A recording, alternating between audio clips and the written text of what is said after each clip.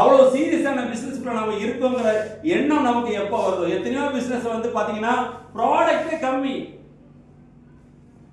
10 product 15 product இருக்கு, ஆனா அதை சீரியஸா பண்றாங்க. அந்த பிசினஸ் இன்னைக்கு சென்னையில 50% ஓடுது, 60% ஓடுது. 10 ப்ராடக்ட்டை வச்சு அவ்வளவு சீரியஸா பண்றாங்க. நம்மகிட்ட 450 ப்ராடக்ட் இருக்கு, 500 ப்ராடக்ட் இருக்கு, ஆனா நம்ம என்ன பண்றோம்? சீரியஸா பண்றது இல்லை. சோ சீரியஸா பண்ணலைன்னா அந்த பிசினஸ் வந்து மக்கள்கிட்ட ரீச் ஆகாது.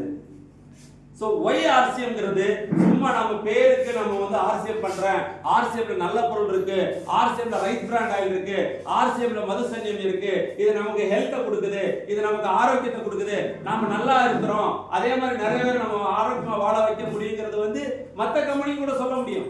எங்கட இது மாதிரி ஹை குவாலிட்டி ப்ராடக்ட் இருக்கு, நான் உங்களுக்கு வந்து நல்ல ஆரோக்கியத்தை கொடுப்பேன்னு சொல்ல முடியும். பட் நாம அதை விட ரேஞ்ச் ஆஃப் ப்ராடக்ட் வச்சுட்டு நம்மளால அதை ரீச் பண்ண முடியல அப்படின்னா நாம அந்த டிசிப்ளின்குள்ள வரலைன்னு அர்த்தம்.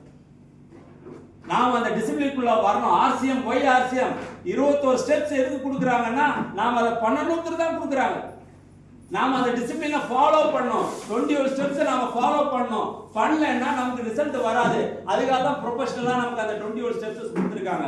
6 பேசிக் எதுக்கு கொடுத்திருக்காங்கன்னா 6 பேசிக்ஸ் ஃபாலோ பண்ணா டீம் வரும். நேம் லிஸ்ட் எடுக்கணும், நேம் லிஸ்ட் எடுக்கிறது இல்ல. ட்ரீம் லிஸ்ட் எடுக்க சொல்றாங்க, நாம பண்றது இல்ல. 100% ப்ராடக்ட் யூஸ் பண்ண சொல்றாங்க. 100% ப்ராடக்ட் யாரு யூஸ் பண்றாங்க? 100% ப்ராடக்ட் வந்து ஆர்சிஎம் நம்ம யூஸ் பண்ண சொல்றோம். எத்தனை பேர் யூஸ் பண்றாங்க? கிடையாது. இங்க எல்லாரும் நம்ம யூஸ் பண்றோம், ஓகே, நான் தப்பு சொல்லல. பட் வர எல்லாருமே பண்றோமா?